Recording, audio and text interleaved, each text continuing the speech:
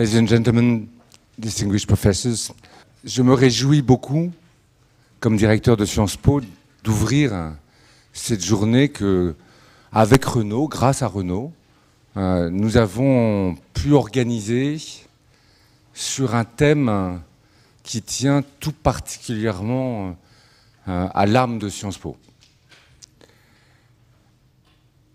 Nous avons engagé depuis plus d'une décennie aujourd'hui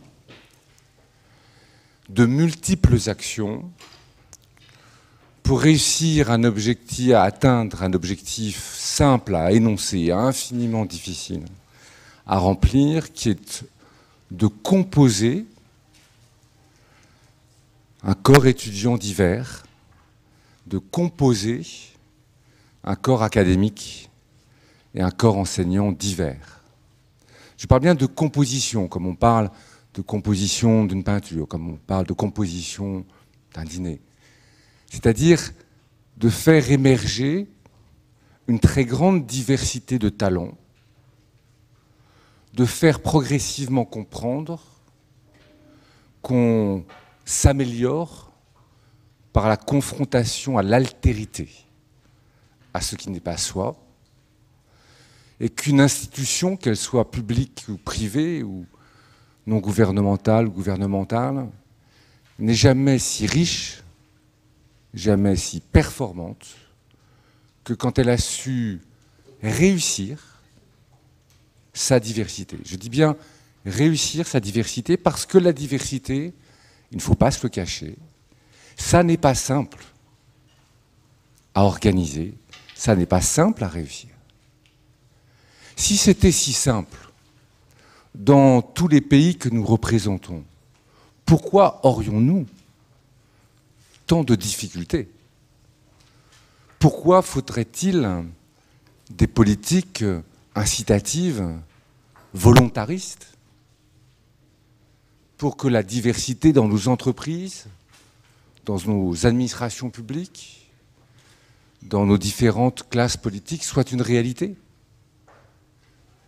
Si c'était si simple, la première des diversités, celle qui rassemble les hommes et les femmes, alors pourquoi faudrait-il encore, en 2008, en France, se poser la question de la place des femmes dans notre société, dans nos entreprises, dans nos administrations publiques?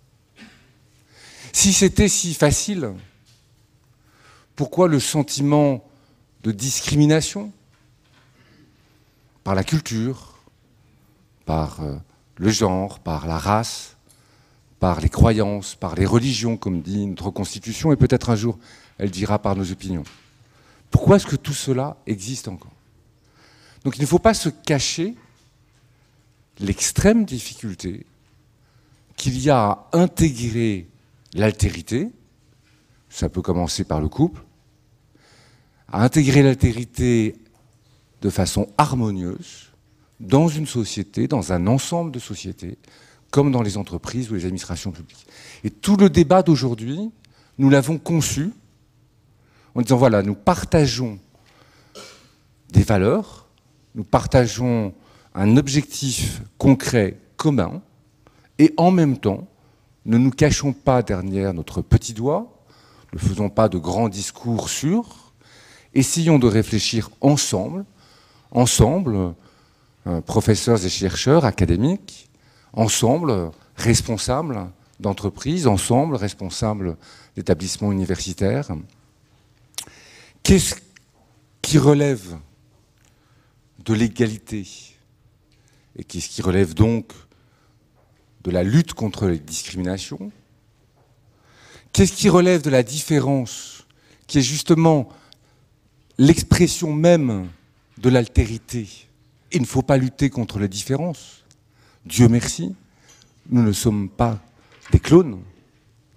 Et quels sont les comportements, quelles sont les méthodes, quelles sont éventuellement les normes qui permettent que plutôt que de faire peur, la diversité soit considérée de façon extrêmement positive pour réussir dans un établissement universitaire, pour réussir dans une entreprise, pour réussir dans une société. On le sait très bien, une des raisons pour lesquelles la France ne va pas aussi bien, ne serait-ce qu'en termes économiques, que beaucoup de ses partenaires, c'est parce que notre société se pose beaucoup de questions, c'est le moins qu'on puisse dire, et est extrêmement conflictuelle en réalité, et que le sentiment de ne pas y arriver, de ne pas vivre en harmonie dans cette société, se pose de façon cruelle dans notre pays. À Renault, je voudrais renouveler mes remerciements, puisque l'initiative de cette journée revient à cette grande entreprise, à son président, qui nous fera l'honneur d'être là ce soir, à ses équipes qui ont beaucoup travaillé avec les équipes de Sciences Po pour que nous réussissions. Je crois qu'on partage avec Renault cette valeur-là, de la lucidité. Pour une entreprise, de toute façon, l'absence de lucidité, ça se traduit tout de suite. Dans une université, ça met plus de temps, mais c'est peut-être plus grave encore parce qu'on met plus de temps à réagir. Et en même temps, cette envie très concrète de réfléchir. Et vous avez vu, dans les panels, les questions qui sont posées ne sont pas les questions qu'on pose forcément dans le débat public français. Le président de la République a institué une commission qui est présidée par Simone Veil et qui est en charge de réfléchir à une éventuelle modification du préambule de la Constitution. Nos amis américains savent que ce n'est pas une mince affaire de réfléchir aux droits fondamentaux, à la Constitution. On n'en change pas comme ça. Et parmi les questions qui se posent et qui sont effroyablement compliquées, à la fois à penser sur le plan intellectuel et à rédiger d'un point de vue juridique, il y a cette notion de diversité. La tradition française, la tradition juridique, la tradition politique n'est pas de reconnaître et d'organiser facilement la diversité. Toute notre société, notre État, notre conception des choses, c'est que ceux qui sont unis par un pacte social, le nôtre en l'occurrence, ce sont des citoyens, ce sont des individus. Nous n'aimons pas beaucoup, une partie de la population n'aime pas beaucoup la notion de communautarisme. Nous n'aimons pas dénombrer. Vous savez qu'une jurisprudence toute récente du Conseil constitutionnel en France vient d'interdire au niveau constitutionnel ce que dans d'autres pays on appelle les statistiques ethniques. C'est un vaste débat, un vrai débat. Du point de vue pratique, je respecte beaucoup les débats intellectuels, du point de vue pratique, ça ne facilite pas forcément la mesure de l'amélioration dans la lutte contre les discriminations.